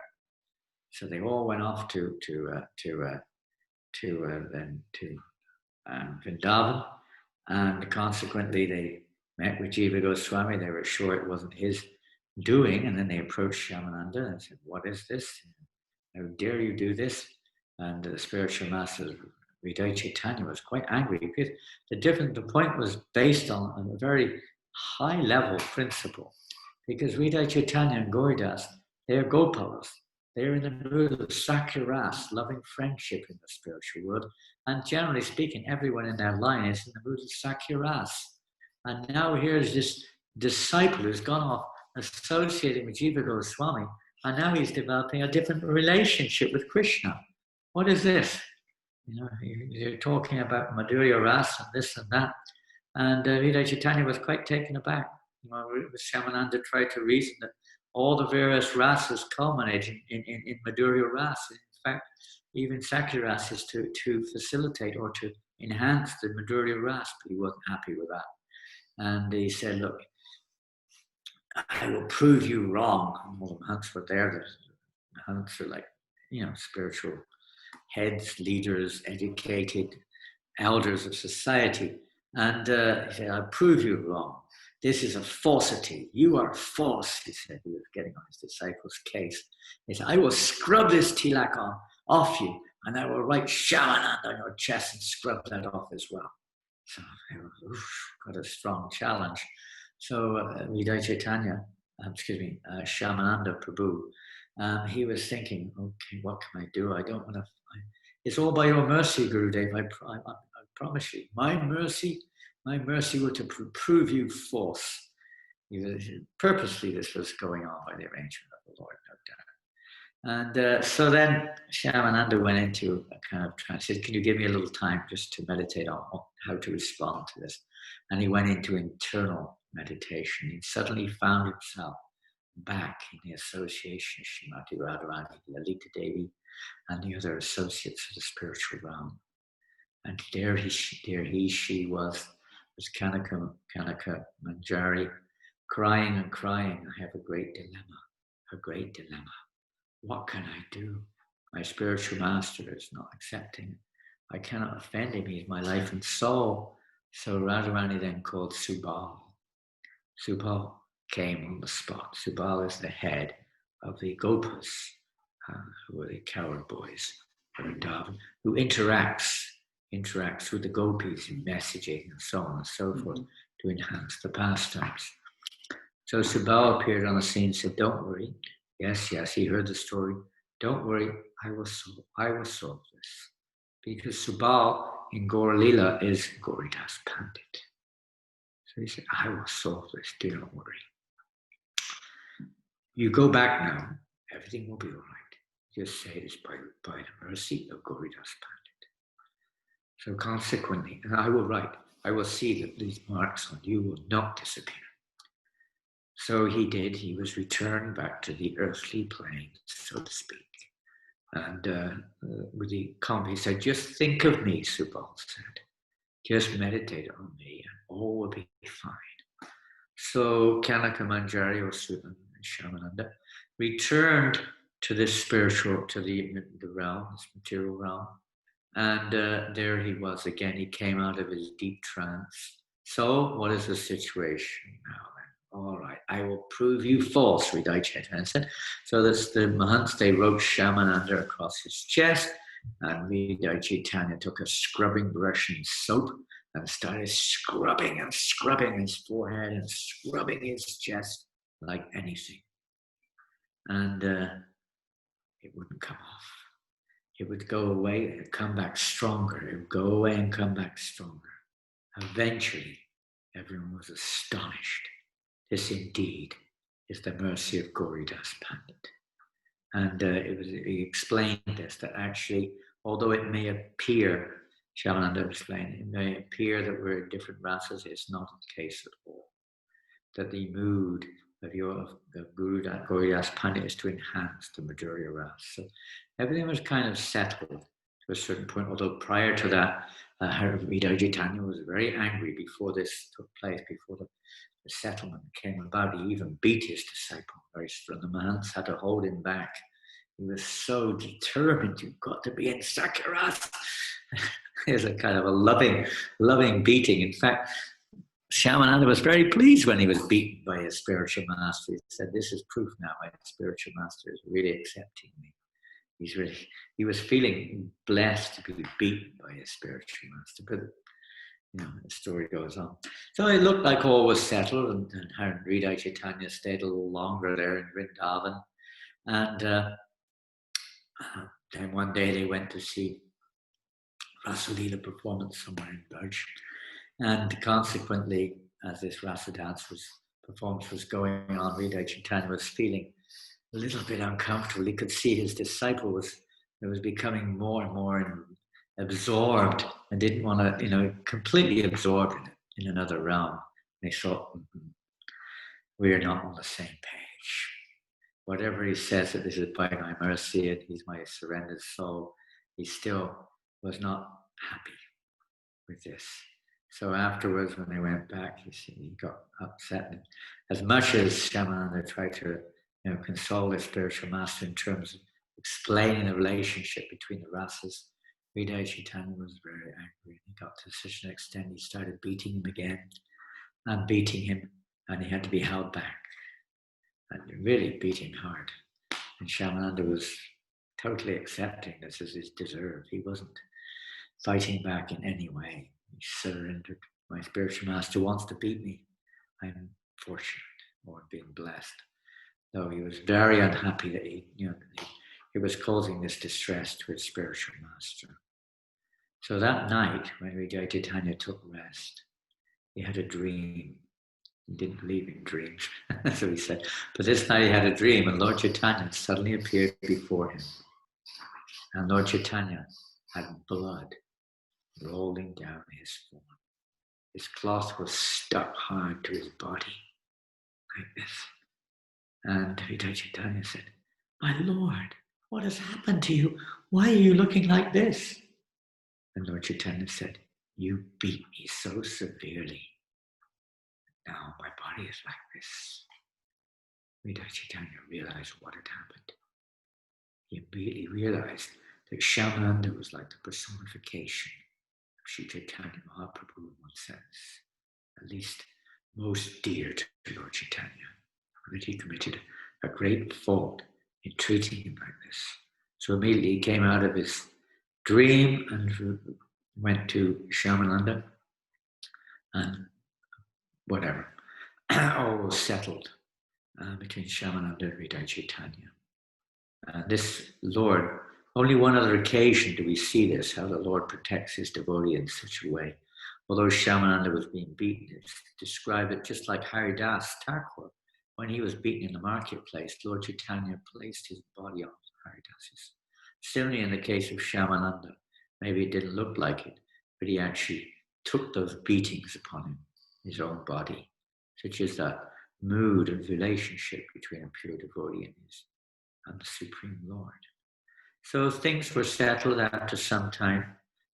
Vidya Chaitanya went back to Ambika Kalm, and Shyamananda and the other two, Narottam and Srinivas, were sent on the first preaching mission with the books of the Goswamis, and they were stolen and so on. Shyamananda and Narottam went on to Bengal, spent some time in Keturi, the home of Narottam Das, and Shyamananda then went back to spend time with his spiritual master in Bengal and Vikakan and other places. And after a while, Vidya Chaitanya asked Shyamananda Prabhu, now please, I want you to go and preach in Orissa. So he spent more or less the rest of his life preaching Krishna consciousness in Orissa, and along with Rasika, one of his servants, Rasikananda, became his primary disciple in spreading Krishna consciousness throughout the whole of Orissa. And he had many disciples, establishing temples, and so on. Important people became Vaishnavas, and very prominently he spread Krishna consciousness there in Orissa. There's Shyamananda Prabhu, an example of a real sadhu, pure sadhu. Today is his disappearance day. We pray to Shyamananda Prabhu that we may also follow in the footsteps of taking shelter of our spiritual master, tolerating whatever ups and downs may be there due to our conditioning, or whatever Krishna arranges, developing those qualities of compassion and towards other living entities, mercy, tolerance, friendliness to all living entities, and so on and so forth, and all the various qualities of a Vaishnava. But the primary quality is our unflinching submission or surrender to the Supreme Lord that we have, and that's our goal. Sadhu, one who is fixed on the goal, we try to make that a fixation in our hearts, even if there are ups and downs, misunderstandings may come in. Sometimes some friction may seem to be there, doubts may come. By fixing our consciousness on the ultimate goal, reminding us that the sadhu is one who behaves in such a way as to help us to also go on this path towards the ultimate goal. By their very words, their very behavior, their thoughts, everything about them helps us, if we want to take advantage of it, to progress on the spiritual platform. So I'll finish there on today's topic, and we'll carry on with the same verse, probably on Wednesday, if not next Saturday, if we're allowed to by Krishna's grace, to continue this meditation. And we thank you all very, very much for joining us today, to give us this opportunity to remember something. It may not be pure or perfectly remembered, but at least something about the pure, about the great, about the merciful, tolerant sadhus, others who give their association to us. It's only by their mercy can we ever wake up from our dream and come to our real senses. Srila Prabhupada Ki Jai. Okay, so if there are any questions or comments.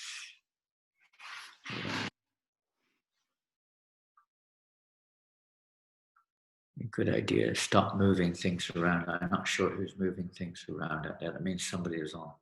No, was not muted.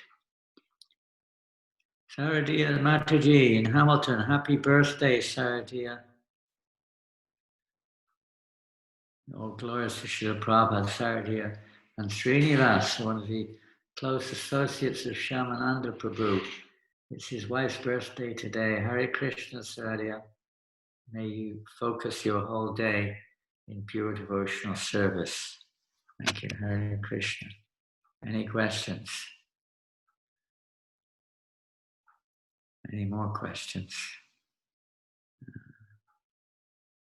It is appropriate to remind the devotees on their birthday that although that's very wonderful that we have our birthday, so to speak, of our body, but on that birthday we should try to make it, so we don't have to spend another lifetimes in this material world. That we use this lifetime for going back to Godhead. Hare Krishna.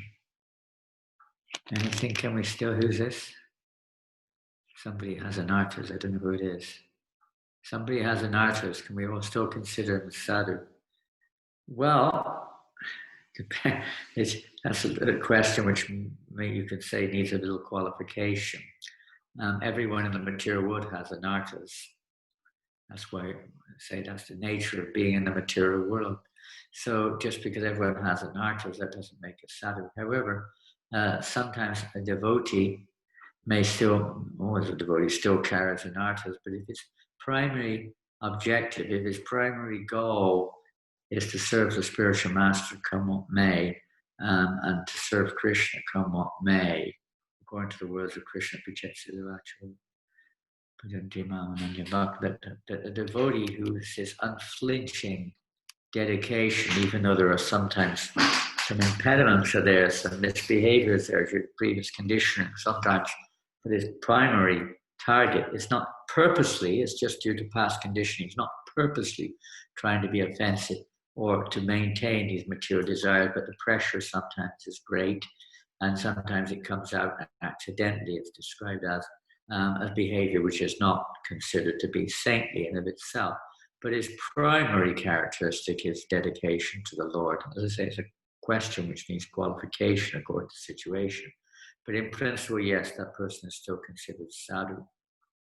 That doesn't mean to justify ill behavior, but sometimes on occasion it may appear something against some principle or whatever it may be. We read the other day in a class that Prabhupada said that sometimes we see devotees, for instance, have smoking still. I'm not talking of initiated devotees, although that sometimes happens. And Prabhupada said that's not the most important thing. That will go away in due course of time. The most important thing is to keep focusing on devotional service. That makes one sadhu. Keep focusing. One goes back again straight away back to devotional service. If we see ourselves going straight away back to Maya, that's something different.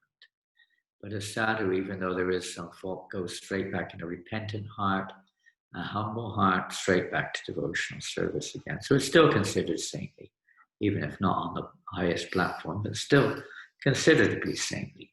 What's the next one?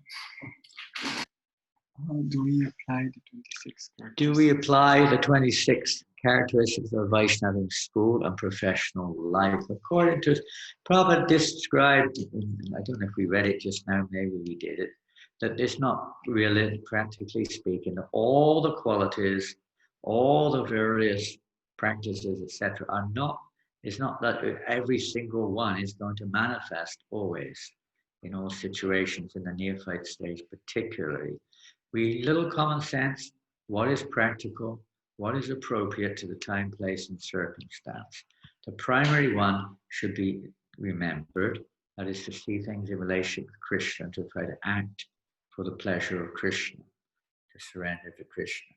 Other qualities may not always be so easy when we're interacting with the material energy, seeing everyone equally a friend to everyone.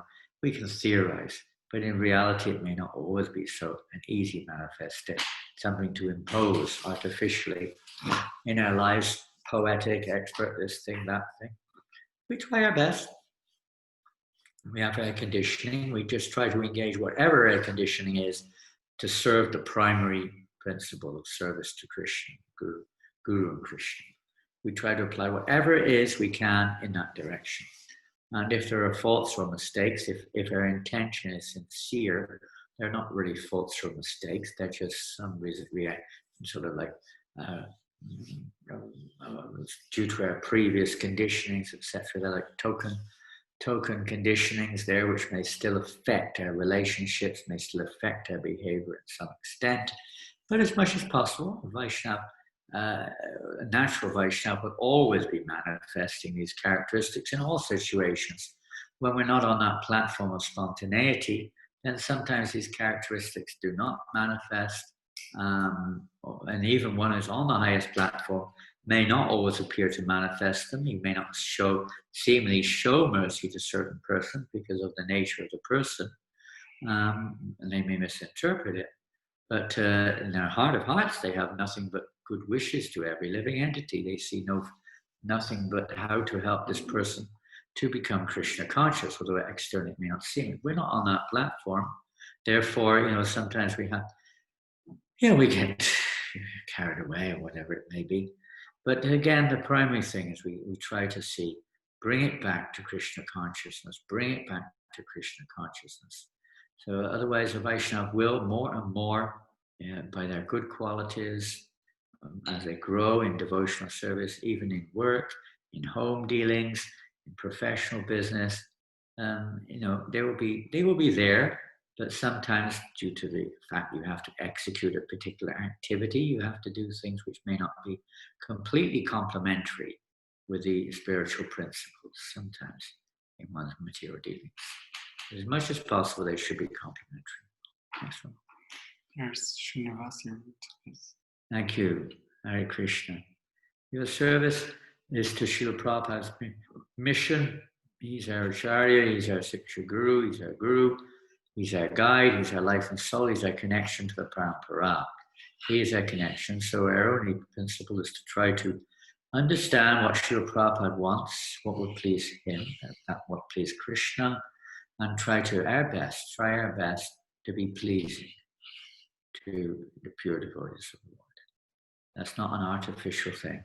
It comes about by trying to fulfill their instruction, and then by their mercy, the attitude will become purified. It's the attitude, it's the state of consciousness within which is pleasing to Krishna. Not just the external activities, even the efforts to try to behave properly. All these things are meant to be helpful to develop or awaken the pleasing, the favorable attitude within, the attitude within our hearts, realizing that I exist for the pleasure of Krishna. Thank you, Hare Krishna. Next one. Chapter 12 says that if you take up to Krishna consciousness, then you automatically all good qualities are developed. Yeah, you completely surrender. absolute surrender, then the quality will absolutely manifest. But as surrender is partial, so you get partial effect. But as one progresses, as they surrender unto me, I reward them accordingly. Krishna cleanses the heart. He gives us the understanding to the degree that we're worshipping him with love. Right now we're worshipping or engaged in service under the direction of one who worships Krishna with love. So we may not be exactly on that platform, but that's the principle of coming to that platform. That we don't kind of like, it's not like a demanding thing. Devotees' only desire is to be unalloyed, to attain unalloyed devotional service to the Guru and Krishna. And it's not like if these qualities don't manifest, then I'm going to give up or something. They manifest by the grace of Krishna, who cleanses the heart of all the dirty things. And naturally, that good qualities, which are constitutional to one who is a pure devotee, will start to grow. But a degree of purity, degree of surrender, and then ultimately mercy of the Lord. Next one. Krishna tears. Thank you for the wonderful class. We hear that Madhurya Rasa is the topmost bhav. Each devotee may have a natural tendency toward the spiritual particular bhav. So should they continue serving on that mode or strive to be Madhurya bhav? Krishna. Wow. We're on a high level here. We're not even on the level of Dasya right now. But we're not even on the level of Dasya right now.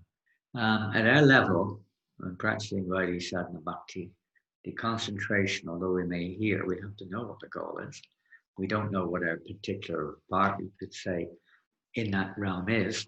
We may have temporary attractions to this, that, and the other, or maybe they're permanent. We don't know, but we can't say that they're confirmed as and until the time comes. Right now, we're trying to establish ourselves in the mood of Dasya. And even that Dasya is on the platform of this particular world. This is sadhana.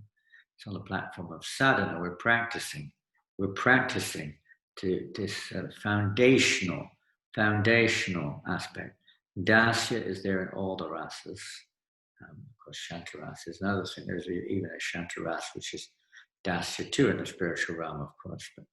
But the principle is that we're trying to foundation. Focus on your foundation. We don't worry about these things at this point in time. As and until Rupa Goswami says, the heart is completely purified, when it's above the modes of nature, when there's no more affinity for material sense gratification.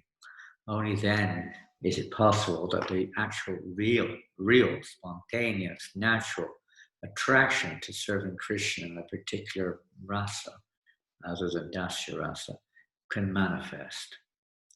So that will take some time and some purification. So we'll not go down that avenue right now, but just leave it at that. Focus on our Dasya rasa, on our service to the spiritual masters and Krishna, and that is the perfection.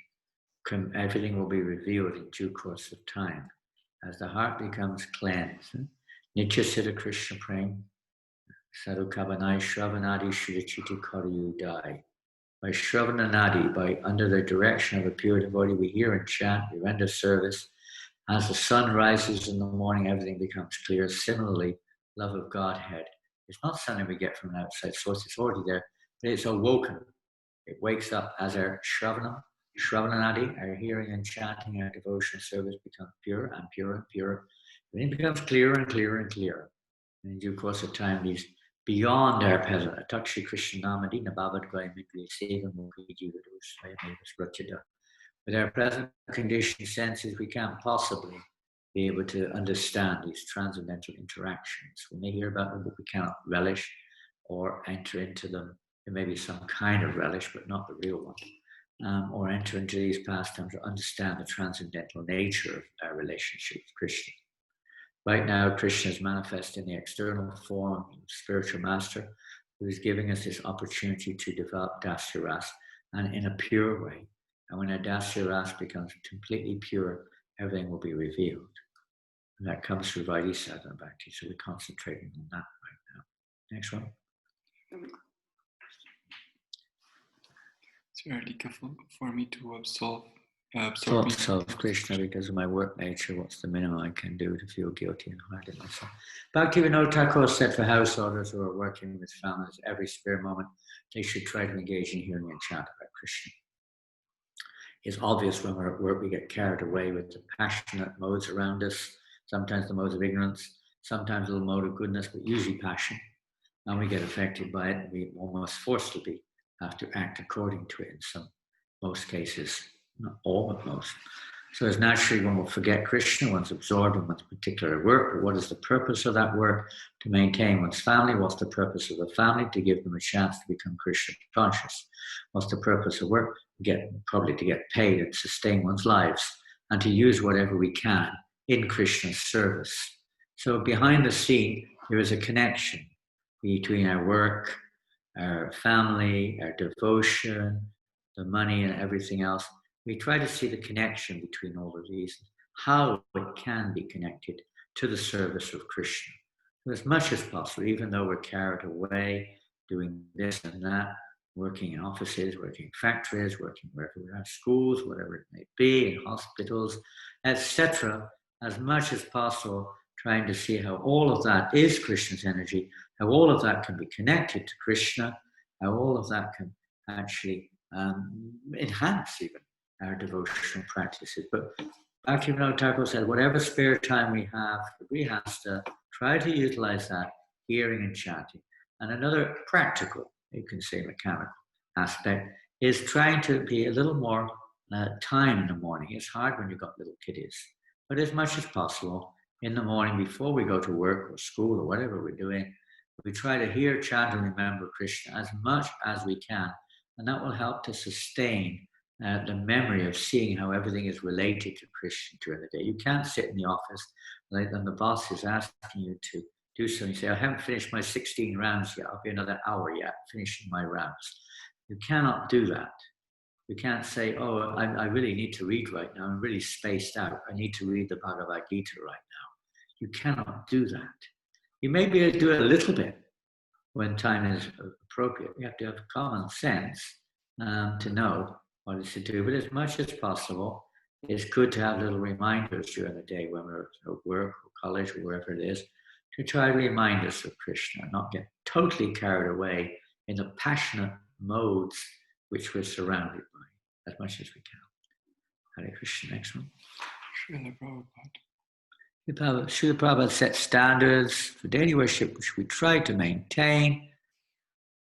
How can we improve our qualities, for example, in the daily kitchen, to encourage devotees not to take issues as fault, but see if as our service is Srila Prabhupada to serve cooperatively with the service, Lord's pleasure. How do we do it? Well, we try to show the example ourselves, if you know what to do. That's one thing. Depending on our position, if we're in a position of authority, so to speak, which we have to do it, then we have to find out the way to encourage others to also come up to the particular standard. There can be istagostis, meetings, which are supposed to help to discuss these things, especially when it comes to deity worship. Srila Prabhupada established this as an important limb of our Krishna consciousness movement, necessary for devotees to come to the platform of purity and cleanliness. If a person absolutely, either insists or cannot come up to it, then one has to reflect on it. Is this the best service for them? It may or may not be. Everyone can be trained, should be. If they're going to be doing daily worship, then there has to be training there. There has to be a certain standard. But it's not like bang, straight away.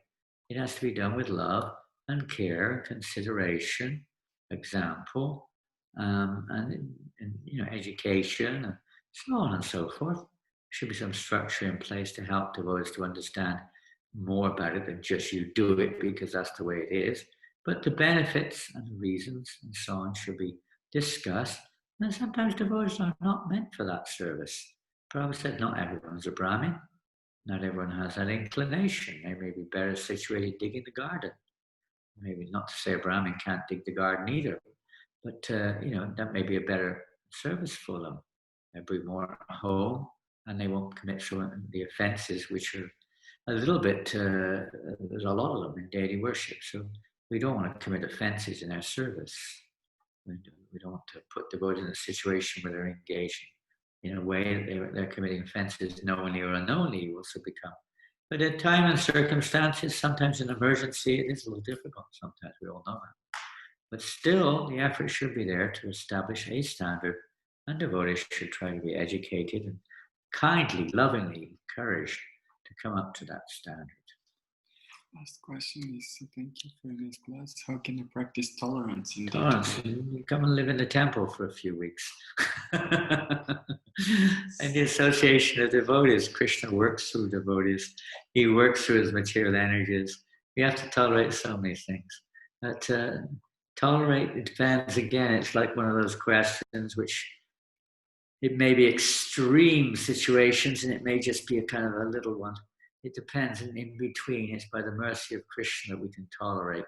You can pray for his mercy that we can. And what is tolerance? There's tolerance and there's non-tolerance. Some situations are not to be tolerated. And Bhaktisiddhanta Maharaj, he said that, yes, we shouldn't tolerate. It's like we were hearing last night, Lord Chaitanya Mahaprabhu could not tolerate Mukunda Dattas going to assemblies of persons who are impersonalists or engaged in material activities. He got very upset with him. He said, I don't want to see you again because I can't tolerate somebody who on one hand puts his hand on my foot and the other hand puts his hand around my neck. He said, you were beating me with a stick. He called him a straw stick devotee. One hand he had a straw in his mouth, the other hand his stick beating him, Lord Chaitanya, because he's going and associating with people who are averse to devotional service. So there are different levels. So Bhaktisiddhanta Maharaj said we should use this anger, intolerance, whatever you want to call it, in the service, preaching Krishna consciousness against those who are envious, those who are misleading people away from Krishna, those who are absorbing people in mundane sense gratification. How we do that, that's a detail, but the principle is there, that opulence, or that opulence, if you want to call it that, but that potency of intolerance, which manifests sometimes as anger, can be utilized.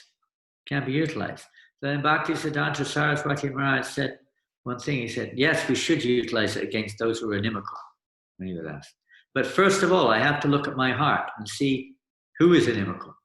And when I look at my heart, I see no one more envious of Krishna than me. I am the most envious. He said like that. So to whom do I use this anger?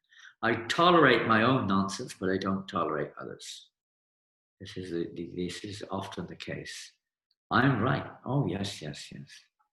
But you're wrong. I don't tolerate. So a little bit of self, what do you call it? Looking inside a little bit there.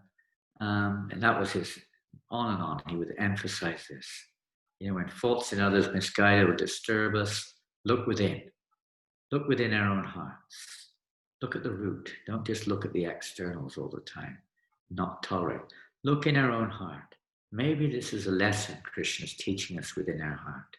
Something in the way we see things, something attachment, something there, something which is, could be purified within our own consciousness of how we see it. Automatically, tolerance, intolerance, they become, they're no longer issues. Anger, all these things. It's just a manifestation, unless it's properly utilized, a manifestation of some impurity within our own hearts and so on. So the essence is to chant the holy name very, very carefully, the practical essence. Chant the holy name very, very carefully. Hear the sound of the holy name. Take shelter of the holy name. And don't just mechanically chant, but try to hear the sound of Krishna, Rama. Have faith in the holy name. Take shelter of the holy name. All these inebrieties or confusions will step by step be cleared up. Once the heart becomes cleansed, then there's no more clouds, no more dirt. You don't see dirt the same like we do now. We see dirt. But as the heart becomes cleansed, Prabhupada said that because of your dirty heart, you're seeing dirt. Clean the heart, clean the heart. This is surrendering to Krishna. This is this one-pointed surrender. is taking shelter of the holy name. Here in Krishna Katha, especially the holy name. This is the secret, is that Krishna cleanses the heart. It's not that it's a mechanical thing. It's by the mercy of Krishna, the heart becomes cleansed. But we have to do our part.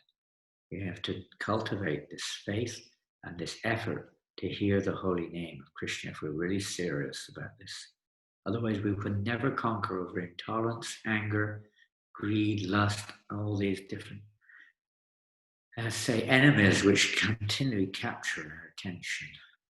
We have to take shelter of the holy name. The holy name is the only way. I guess there's no more. Is that it? Okay, that's it. That's it. It's up. Hare Krishna. Wonderful. Well, we'd like to thank all the devotees. Our next session is on Wednesday at 6 o'clock France time. And we hope to see, as far as I know, that's the next one. And we really look forward to seeing some of you, if not all of you, different time zones, I know. But thank you so much for being with us this morning, afternoon, evening, night, whatever it is. And we hope we'll see you again very soon. And we hope everyone's maintaining and progressing in their Krishna consciousness. We're praying to Srila Prabhupada, everybody, to take shelter of his lotus feet. Hare Krishna. Thank you all very, very much. Srila Prabhupada ki jai. Okay, Rasika, you open up the mutes. And do a Hari Bol, everyone. Hare Krishna. Hare Krishna. Hare Bol. Hare Krishna. Hare Krishna. Hare Krishna.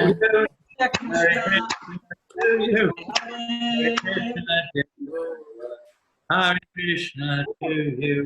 May you never take Hare Krishna is the Radha. Hare Krishna to you. Hare Krishna, Hare Krishna, Krishna Krishna, Hare Hare. Hare Rama,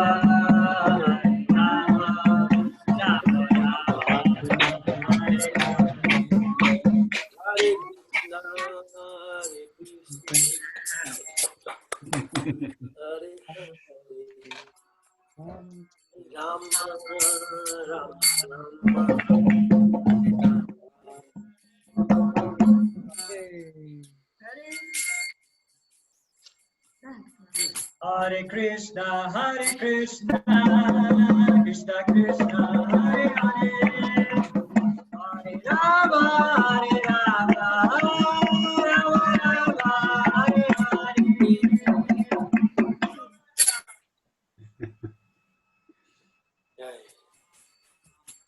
Hare Bol. Hare Krishna, Hare Krishna, Krishna Krishna.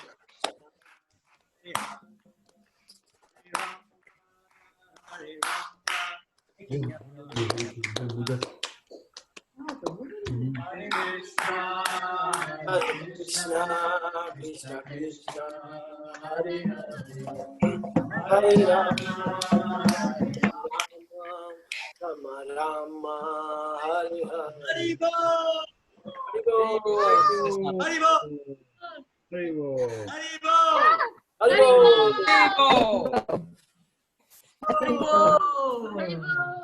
Thank you, Maharaj. See you next Saturday.